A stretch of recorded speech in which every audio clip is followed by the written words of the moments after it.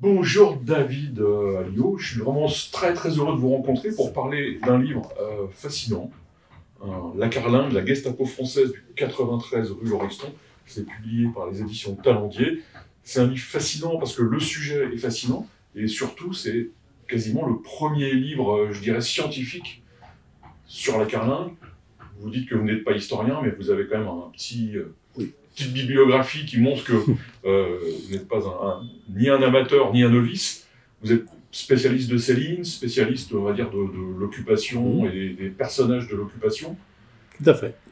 Donc la Carlingue, pourquoi vous êtes intéressé à la Carlingue et surtout pourquoi on n'a jamais eu encore de livre sur la Carlingue qui soit vraiment scientifique, c'est-à-dire qui soit allé à la source, aux archives, notamment aux archives de la police? Alors, il y a deux raisons. En fait, il a existé des livres sur la rue Lauriston dans les années 70, qui étaient faits par des historiens éminemment respectables autres. Mais le seul problème, c'est que les archives étaient fermées. Donc, par contre, ils ont rencontré des témoins de l'époque. Ils ont rencontré, interviewé des témoins de l'époque. Les 70, beaucoup de gens étaient encore en vie, donc ils pouvaient donc témoigner. Aujourd'hui, c'est l'inverse. Les archives sont ouvertes depuis peu, c'est depuis 2005-2006 à peu près, elles sont accessibles. Et par contre, les témoins, eux, ont disparu. Et donc, aux archives de la préfecture de police de Paris, vous avez 7 boîtes d'archives, uniquement sur la rue Lauriston, et une boîte contient à peu près 1000 feuillets. Donc, ça fait à peu près 7000 pages d'archives en grande partie inexploitées. À cela, il faut ajouter le procès de la Carlingue, qui a lieu en décembre 1944, dont les archives sont aux archives nationales. Et à cela, il faut rajouter quelques petits fonds d'archives mineurs, ce qui fait que ça donne un ensemble à peu près de 20, on va dire 15 000, 16 000 feuilles, en grande partie inédites. Ce qu'il faut dire aussi, c'est que les archives propres de la Carlingue, parce qu'il y a eu beaucoup d'archives qui ont été produites pendant l'occupation, elles ont été détruites. Alors effectivement, les archives stricto sensu de la Carlingue ont été détruites par Pierre Bonny en août 1944. Donc on retrouve d'ailleurs, lorsque les policiers enquêtent en septembre 1944, ils retrouvent encore les morceaux de suie, etc. Donc, mais la police, pendant 4 ans, donc, a dû subir les humiliations de ces malfrats. Et la police a une mémoire longue. Et en gros, c'était faites les marioles, mais on vous oublie pas. Et quand les Allemands partent en août 1944, ils leur tombent dessus, et là, les dossiers ressortent. Et il faut reconnaître que les policiers ont fait un travail formidable. Dans un temps record, entre septembre 1944 et novembre 1944, ils ont fait un travail remarquable pour essayer de reconstituer la Carlingue dans ce qu'elle a dans son fonctionnement et ses personnages, ce qui était une épreuve parce que par définition, les voyous, tout se passe à l'oral, il n'y a jamais de contrat, et à l'époque, on payait en liquide. Donc, malgré tout ce qu'ont pu reconstituer les policiers de l'époque ne doit représenter que 40% seulement de ce que l'on sait. Alors, avant d'avancer, on prononce tout à l'heure le mot Carlingue. Alors, qu'est-ce que c'est que la Carlingue? Et surtout, il faut qu'on parle, parce qu'après on n'en reparlera plus forcément, mais de l'écosystème dans lequel évolue la Carlingue, c'est-à-dire ce qu'on a appelé, ce qu'on appelle toujours les Gestapo françaises. Tout à fait. Alors Carlingue, on ne sait pas d'où vient ce nom, ça arrive très vite, dès 1940. La Carlingue désigne en fait le siège social, le lieu où se réunissent les malfrats. Donc pour ce qui nous concerne, c'est le surnom donné à la rue Lauriston, au 93 rue Lauriston, c'est la Carlingue. Donc ils retournaient dans leur Carlingue. Donc ça vient de la Carlingue d'un avion, je pense. Il y a plusieurs hypothèses que j'explore dans le livre, mais aucune n'est réellement satisfaisante. Donc le sens est un petit peu perdu aujourd'hui. Je pense que l'hypothèse d'une Carlingue d'avion est la plus probable. Donc ça, c'est effectivement l'étymologie. Et donc les Carlingues, il y a eu la Carlingue de la rue Lauriston, il y en a eu d'autres aussi, il y avait une dizaine dans Paris qui se met à l'intérieur, de bien moindre envergure et beaucoup moins flamboyante que celle de la rue Lauriston. Donc c'est tout un écosystème effectivement de mafieux autour des services allemands qui avaient pour but de piller le pays. Donc à l'origine, c'était des bureaux d'achat. En juin 1940, la France est vaincue et Adolf Hitler organise le pillage de la France. Dans sa conception de la guerre, il y a un ennemi qui est plus important que tous les autres, c'est l'URSS. Donc pour l'instant, on n'y est pas encore, mais déjà dans la tête d'Hitler, et ce depuis 1924, il l'a toujours dit, hein, dans Mein Kampf, l'ennemi, c'est l'Union soviétique. Donc Hitler prépare la guerre à l'Est, mais Hitler a fait la Première Guerre mondiale.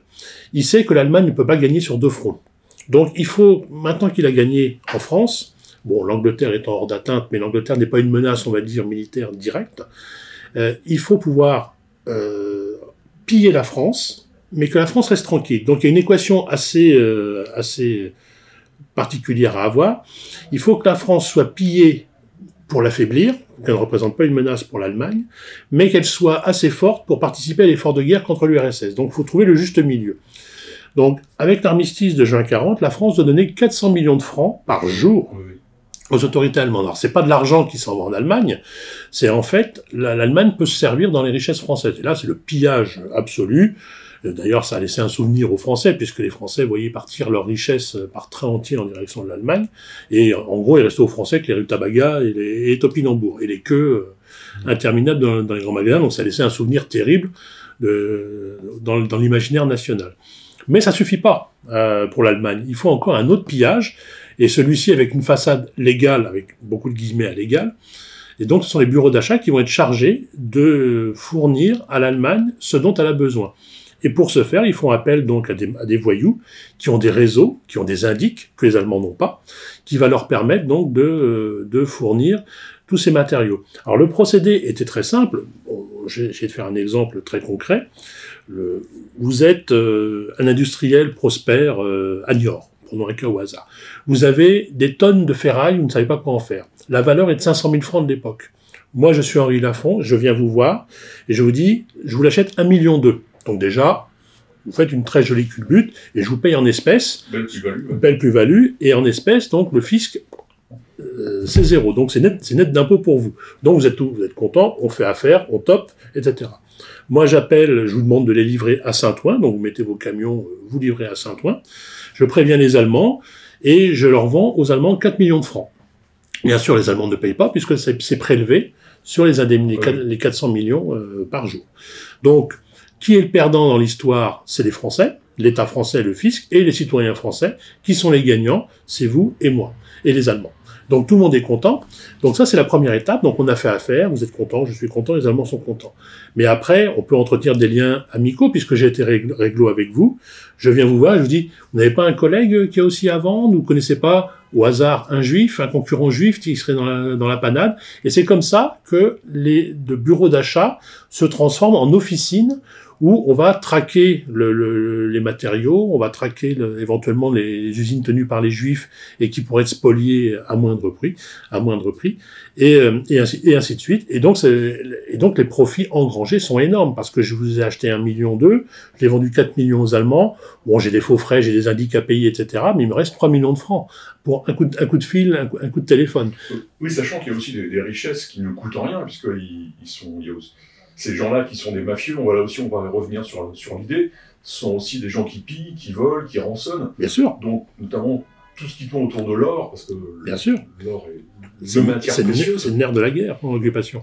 Ils volent de l'or à des particuliers. N'importe qui peut se faire voler son or, et ensuite cet or est revendu aux Allemands à des tarifs extraordinaires. Là, ça n'a rien coûté en plus. Ça n'a rien coûté. Alors, effectivement, les bureaux d'achat, ce n'est que la partie, on va dire, visible de l'iceberg. Après, il y a toutes les activités, on va dire, classiques des mafieux, c'est-à-dire le vol, le cambriolage, l'extorsion, etc. Donc, effectivement, les Juifs sont les proies faciles, puisque ils sont censés être la classe possédante, avoir des fortunes considérables. Donc soit on les menace de les dénoncer contre argent, ou soit on les dénonce. Et quand les Allemands les emmènent à Drancy pour un voyage malheureusement sans retour, il faut s'occuper de l'appartement. Qui s'en occupe? C'est la Gestapo française qui pille l'appartement et qui vend le butin, et la moitié du butin va aux Allemands et la moitié aux Marlous. Donc c'est effectivement un pillage en règle de la société française, des individus. Effectivement, le nerf de la guerre, c'est l'or, parce que l'Allemagne, pour acheter ce dont elle a besoin aux pays neutres, la Suède, l'Espagne ou autres, a besoin d'or, ou la Suisse, et donc ils ont besoin d'or, parce qu'ils ne veulent pas être payés en Reichsmark. Donc partout en Europe, il faut trouver de l'or. Et donc il faut le trouver auprès des particuliers, parce que l'or de la Banque de France, lui, il est à l'abri, il est en Martinique et en Afrique. Donc il faut en trouver, mais le pays est riche. Il y a près de 15 000 tonnes d'or en France chez les particuliers, donc faut l'organiser. Et les mafieux, donc de la rue Lauriston et d'ailleurs, vont se livrer une implacable quête pour trouver l'or, qui en plus est très recherché par les Français, puisque comme la monnaie papier se dévalue, oui, l'or est une monnaie refuge, donc depuis la nuit des temps. Et donc, entre ceux qui thésaurisent et ceux qui veulent vendre et ceux qui veulent escroquer, c'est quasiment une lutte en permanente pendant toute la durée de l'occupation. On a fait le tour, entre guillemets, de l'occupation professionnelle de la carlingue, oui, de leur boulot, parce que c'est des professionnels de tout ça, quoi. Absolument. Il faut qu'on parle des personnages. Ici, il y en a 3 qui sont en couverture. Évidemment, il y a Lafont, Henri Chamberlain, dit Lafont. L'inspecteur, l'ex-inspecteur Bonny, on l'appellera toujours inspecteur Bonny, oui, d'ailleurs. Et puis, c'est Abel Danos. Abel Danos, le mammouth. Qui est là aussi un personnage assez fabuleux dans l'horreur. Alors, ces personnages qui vont devenir des chefs de la carlingue et qui vont organiser tout ça, comment ils arrivent dans cette affaire? Parce que, a priori, en tout cas, Lafont, c'est un petit escroc, c'est vraiment un mini malfrat qui va être embarqué par les Allemands. On ne sait pas trop si vous savez, vous allez nous raconter comment ils sont arrivés à être ensemble, parce que là aussi, c'est une histoire dingue. Oui, parce que Henri Lafont, objectivement, c'est un malfrat de 2e, 3e division. C'est un petit escroc sans envergure. Il faut bien avoir conscience que le milieu d'avant-guerre, pour être respecté, il faut avoir un établissement, des filles, enfin voilà, là on est une pointure. Lafont n'a rien de tout ça, c'est un escroc à la petite semaine, quoi. Donc, il est arrêté en 1939, la chance de sa vie, assez paradoxalement, c'est qu'il va être mis à la prison du Cherche-Midi, en attendant son jugement. Et la prison du Cherche-Midi, donc à Paris, dans le 6e arrondissement, en face du Lutetia, c'est là où sont mis tous les espions, ou supposait-elle, espions allemands, depuis la déclaration de guerre en 1939. Donc on met toutes les personnalités un peu louches, on les met à la prison du Cherche-Midi, et Lafont va sympathiser avec Max Stocklin, qui était un espion suisse à la solde des Allemands. Et lorsque la prison du Cherche-Midi va être transférée dans le Loiret, ils vont réussir à s'échapper, mais au lieu de s'enfuir vers la liberté, ils vont faire demi-tour, parce que Max Stocklin, bien sûr, est à la solde des Allemands, avec son ami Lafont, il va se livrer donc aux Allemands, et donc il le rapatrie à Paris, il l'envoie au Lutetia, où viennent de s'installer les services secrets allemands, il retrouve ses maîtres, pour parler crûment, et il leur présente Lafont. Les Allemands vont proposer à Lafont de travailler à leur service en montant un bureau d'achat et en participant au pillage de la France, et même au-delà, puisque très rapidement, ils vont se rendre compte que Lafont a des capacités, des réseaux que les Allemands n'ont pas. Au début, les Allemands étaient un peu réticents, ils disaient les mafieux, c'est pas trop dans leur l'ADN prussien des officiers allemands, mais les mafieux ont des réseaux interlopes dans Paris et même au-delà, qui vont grandement les servir. Et donc, là, Lafont va pouvoir aller faire ses courses, pour parler crûment, à la prison de Fresnes, où il va libérer les pires malfrats de son temps et constituer son bureau d'achat, sa carlingue, sa Gestapo, pour comment dire, faire ses activités mafieuses avec la protection des Allemands. Oui, et donc il fait son marché dans la prison. Oui. Donc il fait libérer des prisonniers, souvent accompagnés d'un officier allemand d'ailleurs, pour que ce soit un peu plus sérieusement considéré. Armé, l'officier allemand. Donc. Et ce qui est, on peut dire, ce qui est drôle et original, c'est qu'il fait une espèce de casting, parce qu'ils sont pas libérés par hasard. Non. Ils ont tous des compétences professionnelles particulières. Tout à fait. Dès le départ, Lafont a une idée de ce qu'il veut faire, et donc il libère les gens en fonction de leur CV. Alors le CV, chez les malfrats, c'est le casier judiciaire. En fonction du casier judiciaire, il libère. Et effectivement, c'est pas une libération générale n'importe comment. Il libère au cas par cas des gens qui ont des compétences très particulières qui permettent à la carlingue de fonctionner. Ça peut être des voleurs, des cambrioleurs, des spécialistes de l'or, un antiquaire, pour expertiser ce qu'ils vont voler. Donc, c'est une organisation extrêmement bien faite. Et après, donc, il va libérer des tueurs aussi. Donc, Abel Danos, il va pas le libérer directement, il était déjà en prison. On cavale, mais quand Abel Danos est dans le cavale et qu'il apprend que la seule personne qui peut le protéger, c'est Lafont, il fait une offre de service à Lafont, et Lafont, bien sûr, accepte. Un tueur de son envergure, parce qu'à un moment donné, quand on verse dans le grand banditisme, il faut avoir des gens qui puissent appuyer sur la gâchette sans état d'âme. Sans tressaillir. Voilà, sans tressaillir. Et donc, à la carlingue, il va y avoir 5-6 tueurs qui vont être chargés des basses besognes, et qui sont prêts à obéir au premier rang. Les rapports entre la carlingue et les Allemands sont très entremêlés, et chacun utilise l'un, utilise l'autre. Bien sûr. Il y a aussi une espèce de corruption des deux côtés, c'est-à-dire que les Allemands corrompent la Carlingue corrompt les Allemands. Bien sûr. Là, on tombe dans une espèce de délire, parce que tout le monde veut en croquer, parce qu'on s'enrichit très très vite. Très très vite. Alors quel est le fonctionnement? Est-ce que c'est les Allemands qui disent à Lafon, faut que tu fasses ci, faut que tu fasses ça, ou est-ce que Lafon anticipe, il est autonome, c'est un professionnel, donc il sait ce qu'il a à faire? Comment fonctionne ce couple entre les Allemands pardon, et la Carlingue? Alors les Allemands donnent des limites, des bornes. Hein. Il faut que les mafieux aillent dans leur sens, dans leurs intérêts. Donc il y a ça, on va dire une idée générale. D'un point de vue administratif, le mot est un peu grand parce que tout se passe à l'oral. La Gestapo de la rue Lauriston est sous tutelle de l'Abwehr dans un premier temps. Il y a de la Gestapo à partir de 42-43. Mais c'est une tutelle effectivement très théorique. Hein. Les Allemands disent voilà, on a besoin de ça. Notamment au début, c'est des matériaux. On a besoin de métaux, on a besoin de ça, on a besoin de ça, on a besoin de ça.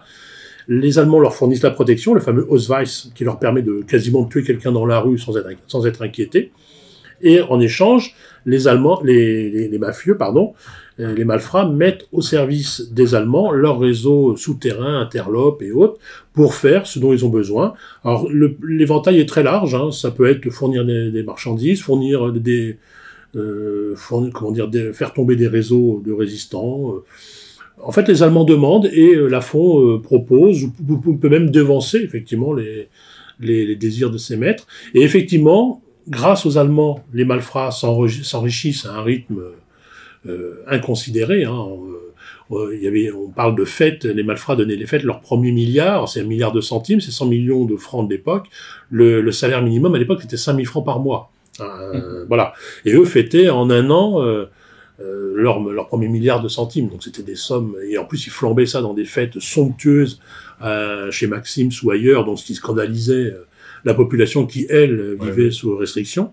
Et en échange, donc, Lafon, et c'est ça le génie de Lafon, Lafon avait parfaitement compris que les Allemands, tout officiers ou SS qu'ils étaient des hommes, et qu'aucun homme n'était incorruptible, et Lafon va jouer sur cette corde sensible, et à part de très hauts gradés qui resteront insensibles à ses charmes, on va dire que les officiers allemands vont succomber aux petits plaisirs offert par la vie parisienne. Il ne faut pas oublier non plus que Paris était très recherché par les Allemands. Hein. Valait mieux être à Paris qu'à Kiev ou à Minsk. Hein. Et que Paris était très recherché et que eux aussi, effectivement, étaient très demandeurs de petits plaisirs qu'ils envoyaient après à leur famille en Allemagne. Alors, on a évoqué tout à l'heure la police donc, qui a enquêté sur la Carlingue pendant l'occupation. Quels sont les rapports entre Lafon et la police de l'époque, qui est déjà la police de Vichy? Donc c'est quand même une police... inféodé à Vichy, aux ordres de Vichy. Ouais, c'est plus une police républicaine. Non, mais les rapports sont très compliqués, parce que par principe, faut pas oublier qu'avant 1939, les malfrats étaient poursuivis par la police. Et en 1940, c'est complètement inversé. Là, il suffit pour un malfrat d'être arrêté par la police, de montrer son Ausweis, Gestapo française, et là, les policiers ne peuvent pas y toucher. Et c'est même pire. En présentant leur carte de Gestapo française à des soldats allemands, ils peuvent obtenir la réquisition de soldats allemands. Donc, c'est-à-dire que les Allemands aident les gestapistes français. Alors là, on est en pleine inversion. Et ce qui fait que, y a des policiers vont se retrouver de sale posture, hein, à cause de ça. Au mieux, j'ai envie de dire, ils sont tabassés. Au pire, certains vont être abattus. Et donc, il y a des rapports très conflictuels entre la préfecture de police, comme là, pour faire respecter l'ordre, à minima, et les Gestapo françaises qui, elles, vont semer le chaos. Et donc, à un moment donné, on assiste à une scène comme assez extraordinaire où c'est Lafon qui va à la préfecture de police de Paris sur l'île de la Cité discuter directement avec le préfet nommé par Vichy. En temps normal, il y serait rentré avec les menottes au poignet, hein, mais là, il vient négocier avec le préfet une sorte d'arrangement. En gros, on s'appelle entre nous pour éviter que ça dégénère. Mais il faut aussi avoir en tête que le fait que les Allemands donnent des Ausweis à des gestapistes et des malfrats, je vais y arriver, ça contribue au fait que l'armée d'occupation allemande a besoin de la police française, mais elle cherche aussi un peu à l'affaiblir. pour pas qu'elle soit une menace non plus. Donc on est toujours dans ce double jeu très ambigu des nazis. Ils ont besoin de la police pour traquer les juifs, la répression, etc. Parce que la police française était quand même une des meilleures au monde, hein, et même les Allemands le reconnaissent, hein, une des meilleures polices du monde. Mais avec l'action de ces mafieux, ils la neutralisent assez pour l'affaiblir, pour qu'elle ne représente pas une menace à terme. Oui, d'autant que ces mafieux sont armés. Oui. Et c'est leur outil de travail, quasiment. C'est leur outil de travail, oui, bien sûr. Ce qui est assez exceptionnel, parce que même, par exemple, la milice va mettre du temps à avoir des armes. Donc c'est presque à la fin de la guerre, mais voilà, les Allemands les chouchoutent, ces mafieux, beaucoup plus que des groupes comme la milice ou comme des gens comme ça, quoi. Oui, parce que les mafieux leur doivent tout. Donc ils savent les Allemands savent, et les mafieux le savent aussi, que la fin de leur protection signifie la fin de leur existence. Et ils retournent à leur minable combine. Donc, ils sont protégés par les Allemands, mais en retour, c'est une fidélité sans faille envers leur maître nazi. Donc, effectivement, ils ont des armes, et en fait, ils ont tout. Et assez paradoxalement, il était plus facile pour quelqu'un de passer par la rue Lauriston pour obtenir quelque chose que de passer par les voies officielles. Par exemple, pour faire libérer quelqu'un, aller chez Lafont, rue Lauriston, alors ça impliquait, on va dire, quelques cas de conscience morale, mais quand on a plus rien à perdre, j'ai envie de dire, on peut le comprendre. Pour faire libérer quelqu'un, c'était plus simple de passer par Lafont que de passer par les autorités. Alors des fois, Lafont se faisait payer, des fois non. Et il y a eu des cas de personnes juives qui ont été sauvées par Lafont, mais la famille a payé 10 millions de francs quand même, ce qui était une somme énorme pour l'époque. Donc c'était entre 5 et 10 millions de francs, et il y a un cas d'un Arménien où Lafont a demandé 14 millions de francs. Donc, et dans ce cas-là, ils pouvaient les sauver de Drancy, ce qui était... Donc on revient à ce qu'on disait tout à l'heure, pour eux, le juif est une source de profit, c'est horrible à dire, vous mettrez beaucoup de guillemets, soit en les persécutant, soit en les sauvant. Dans les deux cas, ils sont gagnants, ils empochent le magot. Oui, parce que là, on peut régler le problème assez facilement avec la carlingue. C'est pas des gens qui ont une conscience politique, c'est pas des gens qui suivent une ligne, une philosophie, comme vous dites dans le livre, je crois que c'est là, on disait tout à l'heure, Lafont dit, ça aurait pu être Staline ou les Chinois, on aurait fait pareil. Absolument. Mais c'est le principe des mafias. Les mafias sont opportunistes par nature, et c'est, j'ai envie de dire, l'ultralibéralisme poussé à son extrême. Ce qui intéresse Lafont et ses hommes, c'est l'argent. C'est leur dieu, c'est le veau d'or, si on peut résumer ainsi. C'est l'argent dans ce que ça a de plus rapide et de plus facile, et avec des méthodes pas très on va dire, régulières. Donc, si les Juifs leur permettent de gagner de l'argent en les pillant, ils y vont. S'ils peuvent gagner de l'argent avec des Juifs en les sauvant, ils y vont sans aucun problème. C'est leur seule ligne de conduite, c'est l'argent. Donc il y a l'argent, mais il y a aussi, ils sont inférieurs aux Allemands, vous le disiez, sont leurs maîtres politiques, économiques, même de l'armement. Mais il y a une chose là qui, pour eux, et là aussi, tient quand même de l'idéologie, c'est la lutte contre la résistance, puisque la résistance est peut-être un danger mortel pour la carlingue, beaucoup plus que la population juive ou la population lambda qui a de l'or. Et ils vont s'engager très profondément et très intensément contre la résistance, notamment ils vont démanteler un grand réseau, ils vont quand même faire arrêter. Ce ne sont pas des gens qui sont inertes face à la résistance. Pas du tout, parce qu'ils savent que la victoire de la résistance, c'est leur perte à eux. Voilà. Et d'ailleurs, c'est ce qui va se passer en 1944. Dès la libération de Paris, ils tombent comme des mouches. Et de ce côté-là, il y a une belle union des partis politiques pour leur faire la peau, et des réseaux de résistance pour les arrêter. Donc la victoire de la résistance, c'est la défaite des mafieux. Donc forcément, ils sont avec leurs amis allemands et vont faire beaucoup de mal. Là, on ne parle que de la rue Lauriston, mais les autres carlingues vont faire beaucoup de mal au réseau de résistance parce que l'infiltration, ils savent très bien faire. Infiltrer, repérer, traquer, organiser des souricières, ils sont très très forts pour ça. Et c'est ce qui va être le drame pour la résistance. Oui, ils sont même aussi très forts pour repérer les gens, j'allais dire, faibles. Pour tout un tas de raisons, économiques, sociales, qui vont être à même d'infiltrer ces réseaux de résistance. Et c'est l'histoire d'un personnage que moi j'ai découvert, qui est le fameux Marongin. Oui, Marongin ou Maronguin, j'ai pas... Ouais, c'est difficile. En tout cas, ce jeune homme qui est un étudiant un peu à la dérive, mais à l'époque, beaucoup sont à la dérive, puisqu'il faut... Bien sûr. La vie est difficile. Ils vont le capturer, entre guillemets, ils vont l'enserrer, et ils vont en faire un indique d'une efficacité redoutable, diabolique. Absolument. Et est-ce que vous pouvez me raconter comment il va faire tomber le fameux réseau Défense de la France, qui est pas dirigé, mais en tout cas qui a pour membre Geneviève de Gaulle? Alors, effectivement, une des grandes forces des mafieux, mais j'ai envie de dire, c'est leur métier aussi, c'est de connaître les faiblesses de la personne qui est en face d'eux. Donc, il a besoin d'argent, donc ils vont jouer si quelqu'un a besoin d'argent, ils vont jouer là-dessus. S'il y a des problèmes sentimentaux, ils vont appuyer là-dessus. Le but d'un mafieux, c'est de repérer tout de suite les faiblesses de l'adversaire pour pouvoir les exploiter à leur profit. Et donc, effectivement, ils vont mettre ces compétences humaines, dramatiques, au service des Allemands en traquant les résistants. Et effectivement, il y a des cas que je raconte dans le livre, où même à regarder les gens, Lafont sait si la personne a la conscience tranquille ou pas. Et il dit « arrêtez-moi celui-là », alors qu'il y a 20 personnes, il dit « arrêtez-moi celui-là ». Ils se trompent rarement en plus. Donc, c'est la force des mafieux, ils ont la conscience ils voient tout de suite. Mais j'ai envie de dire, les policiers, c'est pareil. Un policier voit très bien aussi la personne qui ment ou qui cache quelque chose. Donc, si vous voulez, on est dans le miroir noir-blanc, blanc-noir. Ils ont chacun leurs qualités et leurs défauts. Effectivement, mais là, on le met au service d'une cause qui ne le mérite pas.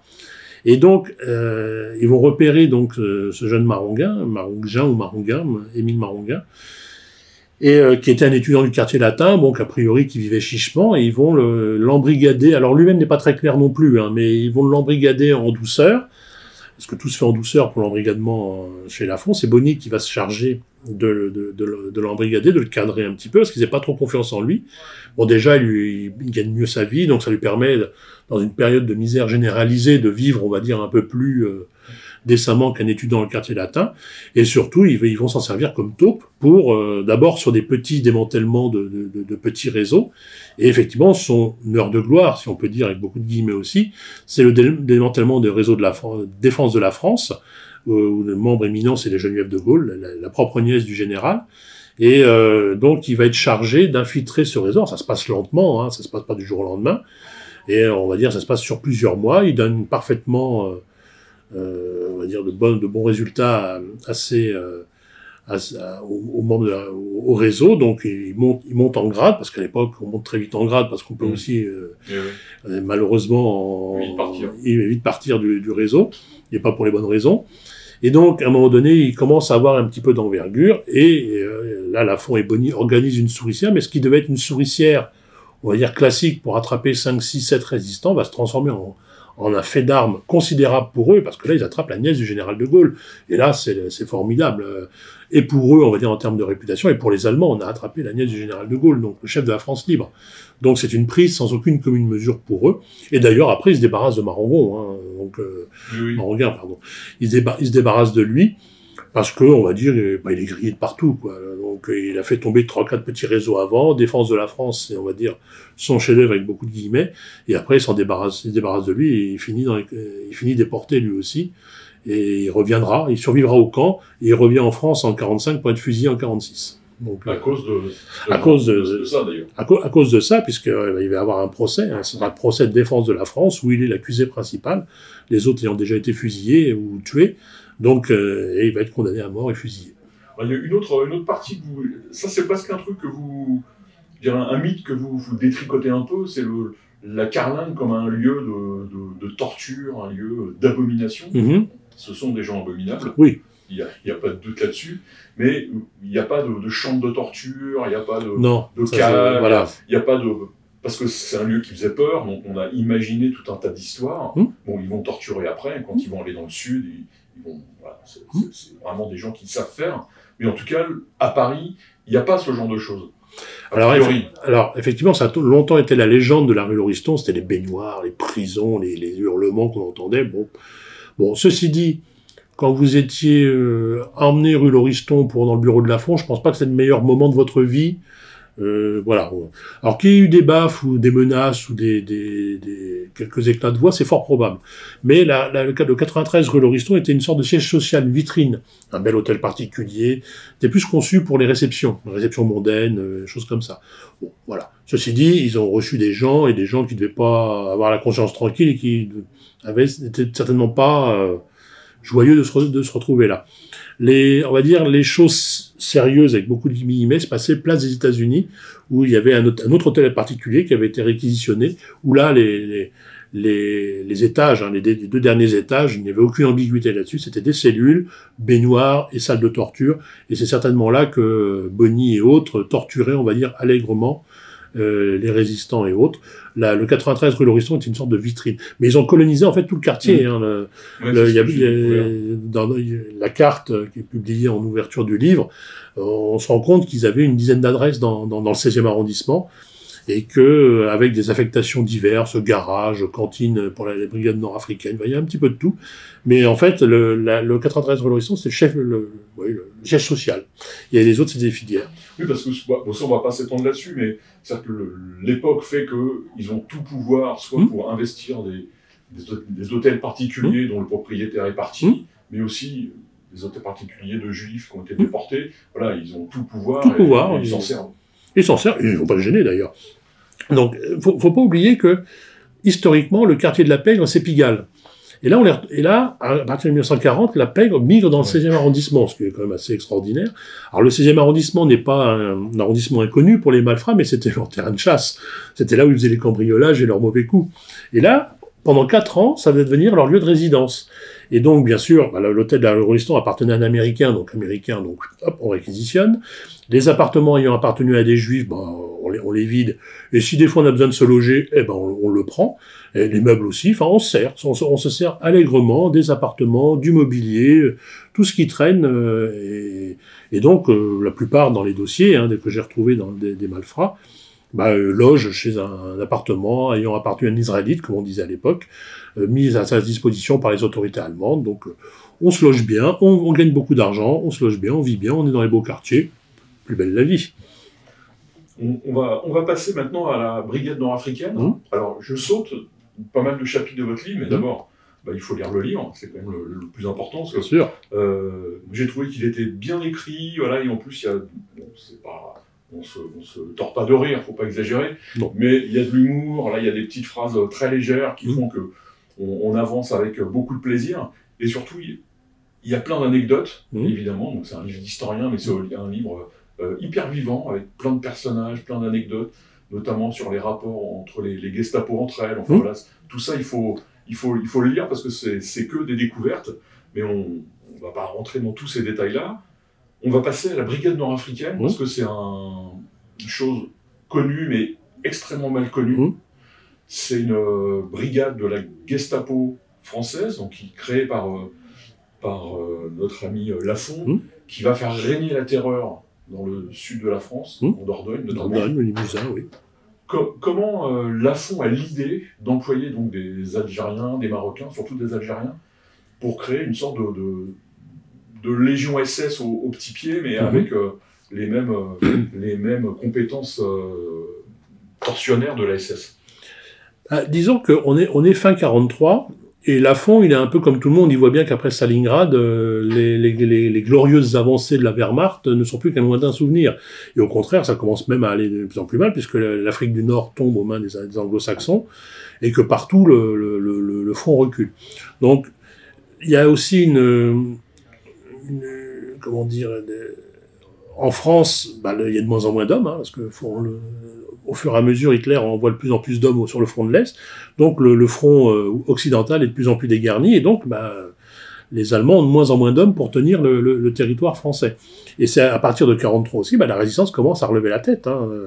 Elles disent, voilà, la fin est peut-être pour bientôt, depuis Stalingrad, la résistance est beaucoup plus active, et faut dire ce qui est, dans le Limousin, Georges Guingouin mène celui qu'on a appelé le préfet du maquis, quasiment encercle Limoges, et mène la vie dure aux soldats allemands. Donc les Allemands sont dans une équation un peu compliquée, les soldats partent à l'Est, en Occident, il y en a de moins en moins, et donc il faut faire appel aux fameux supplétifs autochtones, et c'est là que Lafont sent que il était un petit malfrat, il a tout réussi, et le showbiz, les millionnaires, enfin il a un bel hôtel particulier, tout va bien pour lui, et là il sent que les Allemands vont avoir besoin de lui autrement, et là il se découvre chef de guerre. Alors, il le faisait un petit peu avant, quand il allait récupérer les parachutages, il allait sur le terrain, il jouait au petit chef Fayon. Mais là, il propose aux Allemands quasiment de lever une armée. Et au début, il leur propose 50 000 hommes. Alors là, on est dans le délire complet. Il propose de lever une armée de 50 000 hommes et d'aller faire la guerre à la résistance dans le Limousin. Et alors les Allemands vont calmer un petit peu les ardeurs. Et Lafont va lever donc une armée qui va s'appeler la Brigade nord-africaine, parce que composée exclusivement de Maghrébins. Et ça, il faut remonter à la jeunesse de Lafont. Il avait fait son service militaire dans les bataillons africains, les fameux Baddaf au Maghreb. Et il avait gardé une certaine sympathie pour ces miséreux, les Goumiers, tous ces soldats des bataillons d'Afrique, des armées coloniales. Et il faut aussi avoir en tête que les Maghrébins ne sont pas des inconnus non plus dans le monde de la pègre, puisque c'était souvent eux qui étaient employés pour les basses besognes, hein, pour tuer, faire disparaître les corps. Donc à Pigalle, ils étaient relativement connus pour leur adresse au couteau et les hommes de main, voilà, les hommes de main.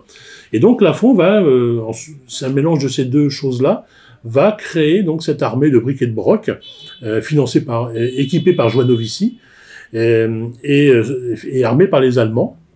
Et donc il va créer une armée de briques et de broc de 300 soldats originaires d'Afrique du Nord, avec un entraînement militaire assez sommaire, et ils sont envoyés donc en Dordogne, à Brive-la-Gaillarde, Tulle, un petit peu Limoges, et on m'échappe, bref.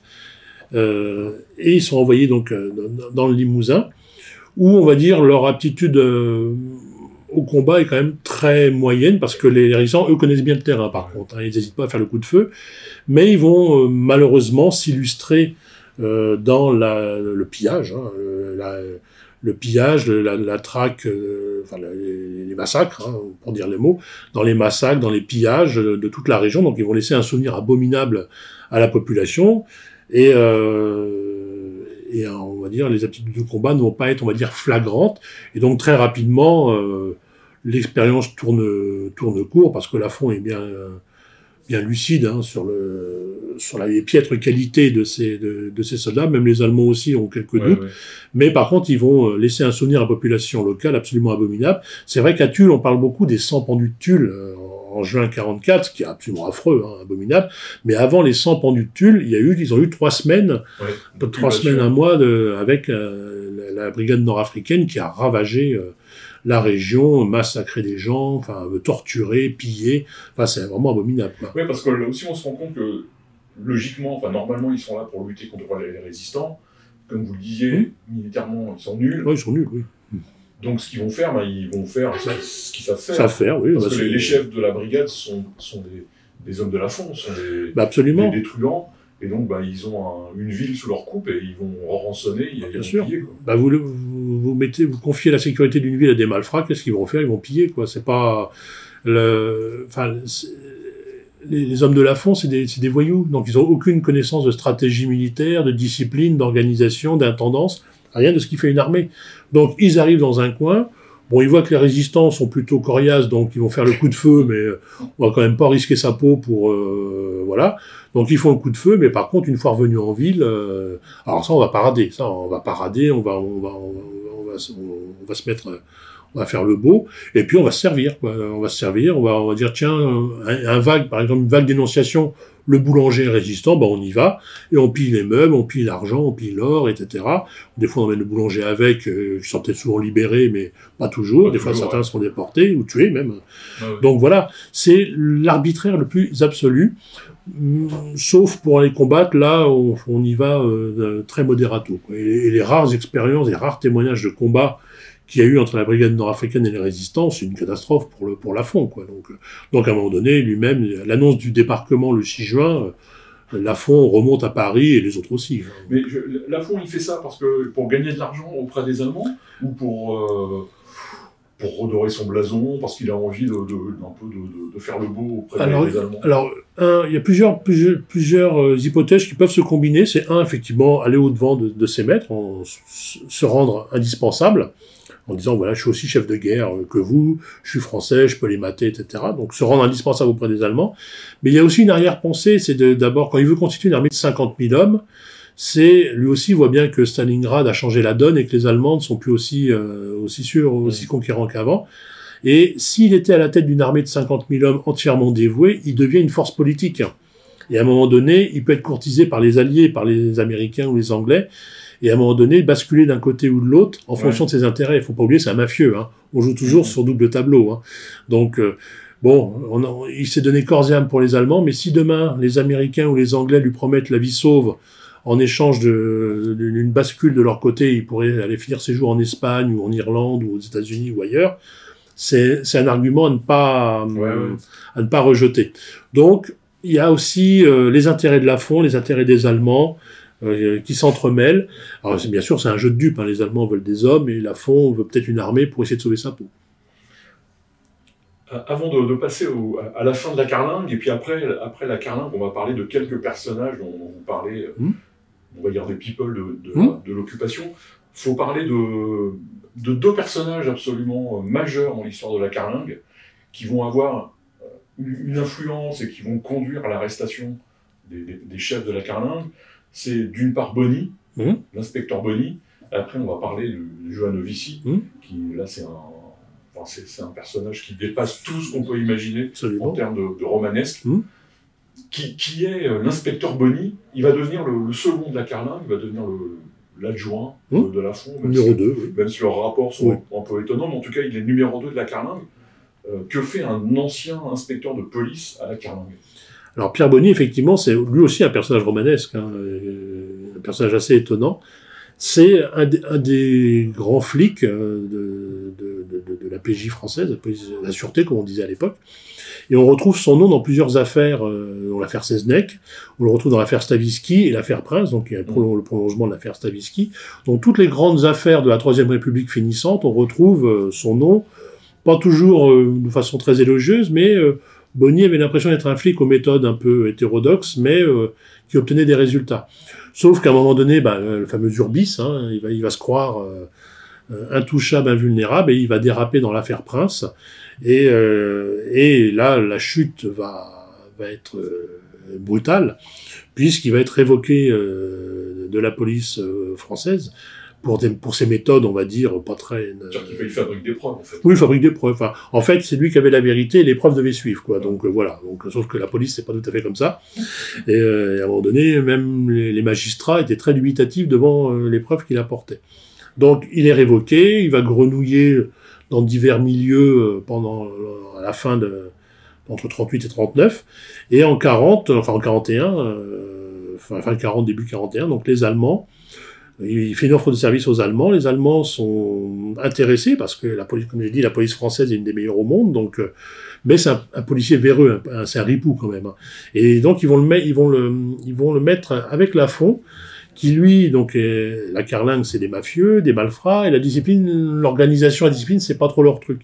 Et c'est un cas unique d'ailleurs dans les Gestapo françaises. C'est la seule Gestapo où il y aura une sorte de tandem formé entre un chef mafieux et un policier pourri.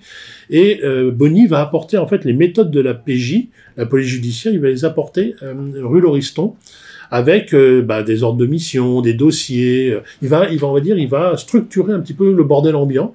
Et il faut reconnaître avec beaucoup de succès, puisque c'est grâce à cette organisation, ce tandem un peu particulier, qui va faire que la carlingue va obtenir une puissance que n'auront jamais les autres. Oui, sachant que Boni, c'est non seulement donc, un flic véreux, un organisateur, un fonctionnaire, on va dire. Un fonctionnaire, un haut fonctionnaire. Oui. C'est aussi quelqu'un qui n'hésite pas à faire le coup de main et qui torture. Voilà, absolument. Il est bien où il est. Les interrogatoires, il sait faire. Donc, c'est pas passer 20 heures à interroger quelqu'un, ça lui fait pas peur. Donc, mais Boni, c'est un rationnel aussi. Contrairement aux autres Gestapo françaises où c'est la torture, le tabassage et la règle, Boni, c'est d'abord on interroge. Après, c'est le coup de poing, après, c'est la schlag, et pour les plus récalcitrants, c'est la baignoire. Voilà, c'est quelqu'un qui est rationnel, y compris dans sa façon d'interroger. C'est pour ça qu'il apporte les méthodes de la PJ, c'est on va pas se fatiguer pour rien, alors qu'on peut obtenir, faire craquer le premier. Mais c'est quelqu'un aussi qui sait reconnaître quelqu'un qui va craquer de quelqu'un qui est coriace. L'autre chose avec Boni, là aussi, c'est il détonne à la carlingue, parce que ce que vous racontez, c'est il a une femme, il rentre chez lui tous les soirs, il mange avec sa famille, il va au cinéma. Il trompe pas sa femme, enfin il y a tout ça, alors que à la carlingue, j'allais dire, c'est un immense lupanar. Un lupanar, il y a des prostituées, les Lafon a 2 ou 3 maîtresses, il les échange avec d'autres, enfin, on imagine, voilà, ça couche dans tous les coins, enfin, lui il est totalement hors de ça, quoi. Déjà c'est un policier, donc pour les malfrats, recevoir des ordres d'un policier, même pourri, c'est une nouveauté pour eux quand même. Mais il est dans le même camp qu'eux, donc voilà. D'ailleurs, les témoignages que j'ai retrouvés, c'est ils les emmerdaient, quoi, avec ses rapports, sa paperasse, enfin, les malfrats, c'est tout sauf l'administratif, quoi. Donc voilà, bon.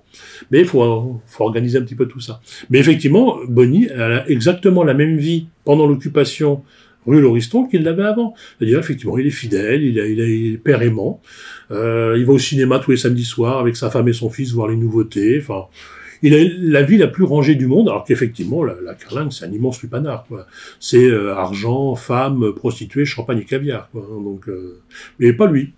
L'autre personnage, c'est Joseph Joanovici. Il y a plusieurs orthographes. Hein, oui, il y avait plein de... On va dire Joanovici. Joanneau. Joanneau, comme disait, c'est le breton qui écrit une biographie. Ou Alphonse Boudard. Voilà, Joanneau. Il faut que vous nous racontiez un peu l'histoire de Joanovici, parce qu'elle est connue, mais là, vous l'insérez vraiment dans la Carlingue, et il est très important. Bah, en fait, et là, on touche au grand paradoxe de l'époque. Les deux plus grands trafiquants de l'occupation sont juifs. Le premier, c'est Mandel Skolnikov, qui lui, par contre, n'a pas à part quelques salutations d'usage, mais n'a absolument pas fréquenté la rue Lauriston. Et le deuxième, c'est Joanovici, qui lui va être protégé par Lafon. Tous les deux sont juifs, et tous les deux vont être milliardaires. Et là, on parle milliardaires en francs, donc même Lafon à côté était petit joueur, hein, par rapport à Skolnikov et Joanovici. Et donc, ce sont des juifs qui vont se mettre au service de l'occupant, et qui vont être protégés par l'occupant. Alors, on touche à l'absurdité totale du système et de l'occupation. Et donc, Joanovici était un autodidacte, analphabète, et il a appris à lire et écrire après la guerre, en prison en France. Donc on ne sait rien sur lui, ou très peu de choses. On n'a pas de documents, on n'a pas de papier, on n'a pas de lettres, rien, tout se passait à l'oral. Et en plus, c'était un ferrailleur à Clichy, et le monde des ferrailleurs à Clichy, c'est un peu comme certains univers, hein, très fermés, pas de documents, on top, et c'est la parole donnée. Donc, ce qui fait qu'on ne sait quasiment rien sur lui, jusqu'aux années 35-36, on ne sait rien sur lui. Et donc, pendant la guerre, donc, il va se mettre au service de l'occupant en fournissant ce dont ils ont besoin, des métaux. D'ailleurs, il était reconnu pour ça. Hein. Oui, il paraît qu'il pouvait goûter les métaux, oui, et puis savoir ce que c'était. Et même à l'œil. Il paraît que même à l'œil, il se trompait pas. Il avait une mémoire extraordinaire.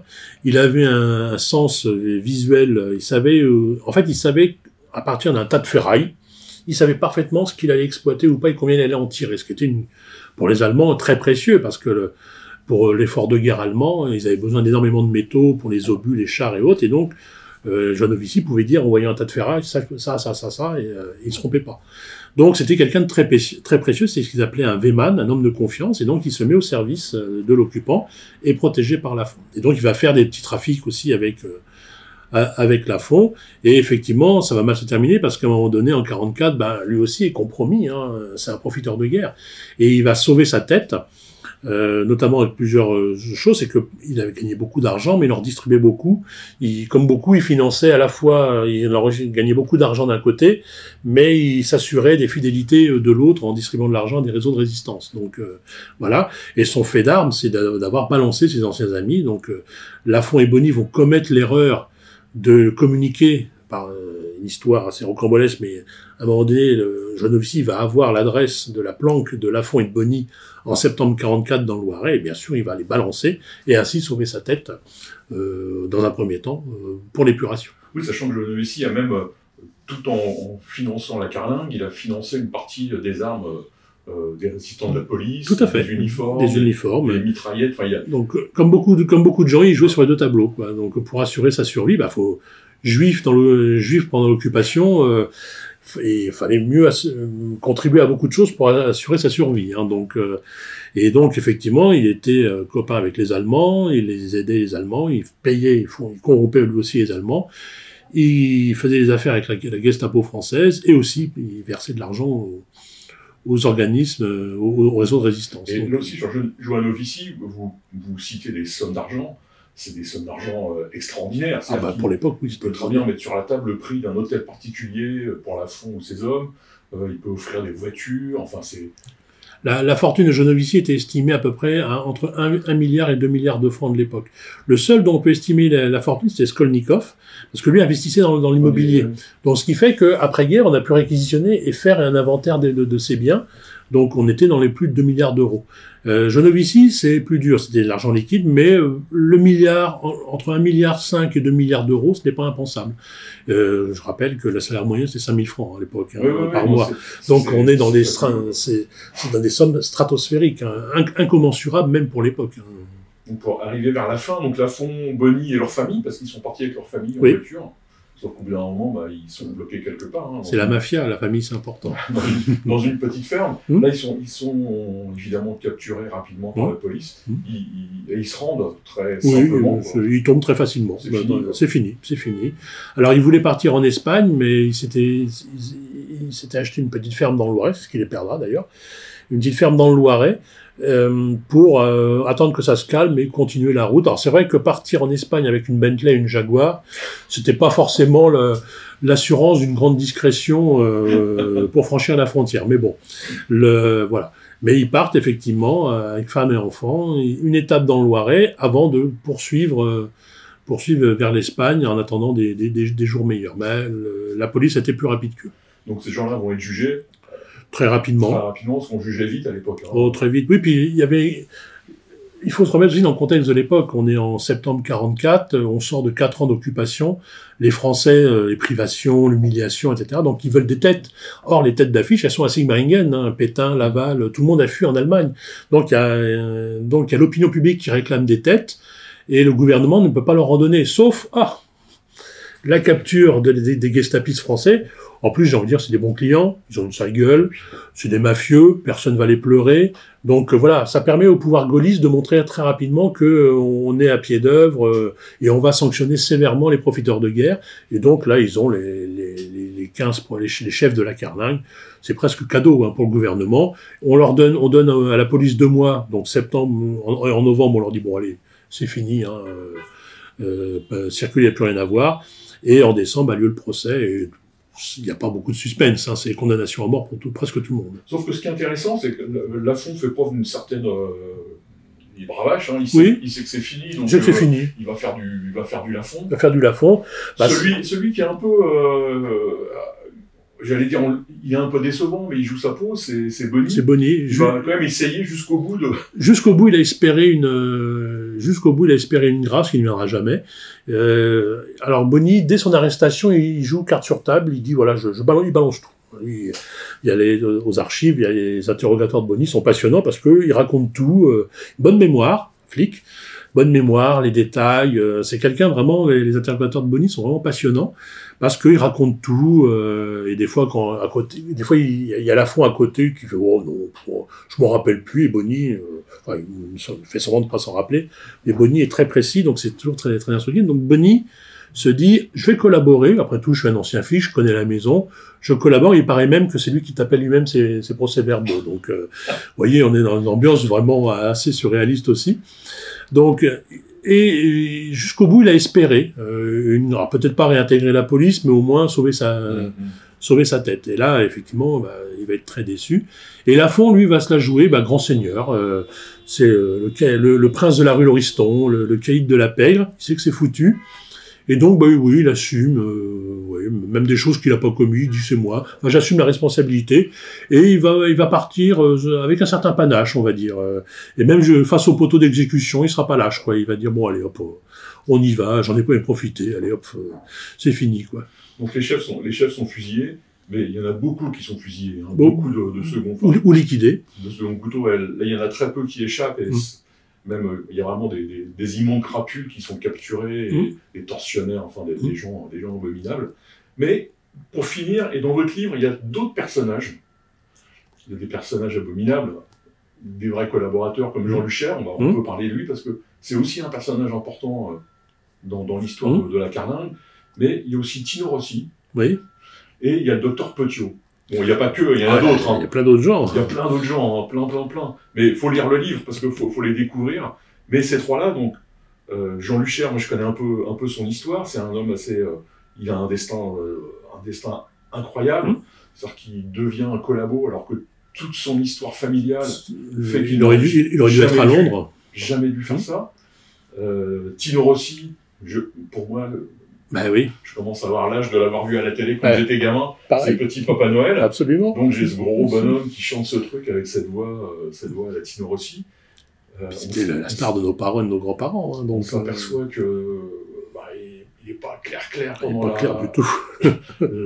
l'occupation. Il fera beaucoup avec la Gestapo corse, donc des gens qui ne sont pas des gens sympathiques. Et le docteur Petiot, qui est là aussi, on ne sait pas trop s'il a des rapports avec la carlingue, mais il en a. Il y en a un avéré, en tout cas. C'est effectivement toute la richesse du livre aussi, tous ces personnages. Bien sûr. C'est aussi l'ambiguïté de l'époque. En fait, comme j'ai dit tout à l'heure, on pouvait avoir plus de résultats en passant par la rue Lauriston que par l'administration française. Donc, on peut citer aussi le cas de Maurice Chevalier. Maurice Chevalier avait besoin d'un Ausweis. Les Allemands lui refusent. Son secrétaire lui dit passe par Lafont. Et Lafont, enfant de l'assistance publique quasiment, Maurice Chevalier qui lui demande un service, la plus grande superstar de l'époque, bien sûr. Mais, bien sûr, il va pas se faire payer. On ne demande pas de l'argent à Maurice Chevalier. Mais, cher ami, venez dîner et on en parle. Et avoir Maurice Chevalier à sa table, c'est pour l'ancien de l'assistance publique, c'est une revanche sur la vie extraordinaire. C'est d'ailleurs une des particularités de la Gestapo française de la rue Lauriston, c'est ce côté showbiz que n'auront pas les autres. Et donc, on a Maurice Chevalier, effectivement, Tino Rossi, qui gravite à la Gestapo corse et qui dit très clairement qu'il est pour la victoire de l'Allemagne, quand même, ce qui fait un peu mal, quand même, quand on pense à pas mal de choses. Voilà. Et on peut parler d'Edith Piaf, qui habitait pas loin non plus, et qui a une attitude très ambiguë. Je dis pas qu'elle était un Lauriston, mais son entourage n'était pas très clair non plus. Donc, en fait, il y a plein de gens du showbiz qui vont graviter, et qui d'ailleurs vont être certainement très soulagés d'apprendre qu'ils ont été vite fusillés. Ça évitera de donner beaucoup de noms aux policiers. Mais effectivement, des noms gravitent autour de la rue Lauriston. Jean Lucher, effectivement, alors c'était quasiment l'équivalent d'un ministre de l'information pour l'époque. Il avait En fait, c'est lui qui distribuait le papier. Donc, ce qui fait que pour les journaux, quand le papier est rationné, c'est pas de papier et pas de journal. Donc, il avait plus de pouvoir qu'un ministre de Vichy. Et c'était un homme qui papillonnait dans plein de milieux divers et variés. Et qui a été un rouage très important. Alors c'était un personnage important pour Lafont parce qu'il avait les informations avant tout le monde, et quand on est chef mafieux, c'est bien d'avoir les informations avant même les Allemands ou les concurrents. Donc comme ça, on peut frapper avant d'être frappé. Et en échange, il donnait des petits services à Jean Lucher qui pouvait faire le beau dans les milieux parisiens. Je vais en parler à mon ami Lafont, je vais arranger ça, etc., etc. Donc c'est pas de l'affectif, c'est du donnant-donnant. C'est du business, absolument. Et après, on peut parler des comtesses de la Gestapo. Jean Lucher, il va finir à Sigmaringen. Ensuite, il est fusillé. Il est renvoyé en France, il y a un procès, puis il est fusillé. Voilà, donc c'est schéma classique du collabo de haute volée. Surtout dans l'immédiat, après-guerre, 44-45, on fusillait encore beaucoup. Après, ça va se calmer un petit peu et ce sera commué en travaux forcés à perpétuité, et la plupart, dès 50-51, seront libérés, quoi. Donc, un débat encore, on parle aujourd'hui beaucoup de la perpétuité réelle. Déjà, à l'époque, quand on lit les dossiers, on est quand même surpris que des gens qui ont tué, qui ont quand même beaucoup de morts sur la conscience, soient libérés 5 ans plus tard. Donc, mais bon, c'était l'époque, fallait oublier, c'était une sale période, on tourne la page, même si la page est un peu lourde, mais on tourne la page quand même. Donc, voilà. Et effectivement, il y a Petiot, le fameux docteur Petiot, qui, alors il y a quand même pas mal de similitudes. Il s'installe lui aussi dans le 16e arrondissement. Il a un quart d'heure de marche, 20 minutes de marche de la Gestapo française de la rue Lauriston. Et on a un cas, c'est celui d'Adrien Estebetegui, dans lequel qui va faire appel au service Dr Petiot pour partir en Amérique latine, et on ne retrouvera bien sûr jamais le corps. Et on ne retrouvera que les affaires, et c'est lui, sa maîtresse, et tous ceux qui sont censés être partis avec lui sont morts dans la chaudière on finit dans la chaudière de Dr Petiot. C'est le lien qui réunit Petiot et la carlingue. Est-ce que Petiot a rendu d'autres services, faire disparaître des corps? Est-ce que il y a plein de points communs en fait entre Petiot et la carlingue, l'installation dans le 16e arrondissement, et dans les deux cas, les familles vont finir en Argentine, et dans les deux cas, on n'a jamais retrouvé le magot. Donc, oui, parce que ce fameux basque dont on parle, c'était un homme de main de Lafont. Estebetegui, Oui, oui, oui. c'était un gestapiste. Il s'est retrouvé dans une posture où il était en disgrâce et Tout à fait. il fallait qu'il parte pour sauver sa peau. Alors, Adrien Estebetegui avait été libéré par Lafont en 40, et fin 42, on ne sait pas pourquoi, on ne sait pas ce qui s'est passé, effectivement, il tombe en disgrâce, et Lafont, il est exclu à Kerlingue. Et est-ce que c'est Lafont qui lui a dit, tiens, le docteur Petiot fait passer des gens en Argentine, comme ça ils s'en débarrassaient à bon compte, c'est pas improbable, ou est-ce qu'il a entendu par d'autres réseaux, on ne sait pas. Mais il y a un lien. Il y a un lien entre la Kerlingue et Petiot, c'est Adrien Estebetegui. Alors, dernier mystère de la Kerlingue, et après on aura pas fait le tour, parce que je répète, il faut lire votre livre qui est absolument génial à lire, c'est le trésor de la Kerlingue. Et oui. Parce que où est passé tout cet argent? Et on ne sait pas. Et toutes ces caisses, il y avait des caisses d'or, enfin, il y avait beaucoup d'argent. Des bijoux, des fourrures, des habits. On pense, c'est au doigt levé, au doigt mouillé plutôt. On pense, mais c'est au doigt mouillé, que il y a un peu comme Genovici, on pense qu'il y a à peu près 1 milliard, 2 milliards de francs ont transité rue Lauriston d'une façon ou d'une autre. Or, on a retrouvé en perquisition ou autre, on a retrouvé que 150 millions de francs de l'époque. Donc, c'est-à-dire à peine 10%. Qu'est-il advenu du trésor de la rue Lauriston? On ne sait pas. Je pense qu'il n'a pas été perdu pour tout le monde, oui. Et que des gens en ont bien profité, en ont mis de côté, etc. Alors après, il y a les survivances aussi de la rue Lauriston, c'est notamment la French Connection, notamment Auguste Ricor, qui part en Argentine, et qui arrive en Argentine, et qui tout de suite a des affaires florissantes, donc se lance dans le business du trafic de drogue. J'ai envie de dire, avec quel argent, avec quoi? Est-ce que c'était lui l'argentier de la rue Lauriston? Est-ce que l'argent de la rue Lauriston est parti en Argentine? C'est pas impossible. Toujours est-il qu'on ne retrouvera à peine que 10% du magot de la Kerlingue. Là-dessus, il y a un grand mystère, mais on ne l'a jamais retrouvé. David, je vous remercie d'avoir passé ce moment avec moi pour parler ce fut un plaisir. De tous ces charmants personnages. Et donc, absolument. Il faut lire La Kerlingue, la Gestapo française du 93 rue Lauriston. C'est publié par les excellentes éditions Talendier. Et vous êtes David Alliot, et je vous dis à bientôt pour le prochain livre. Avec plaisir.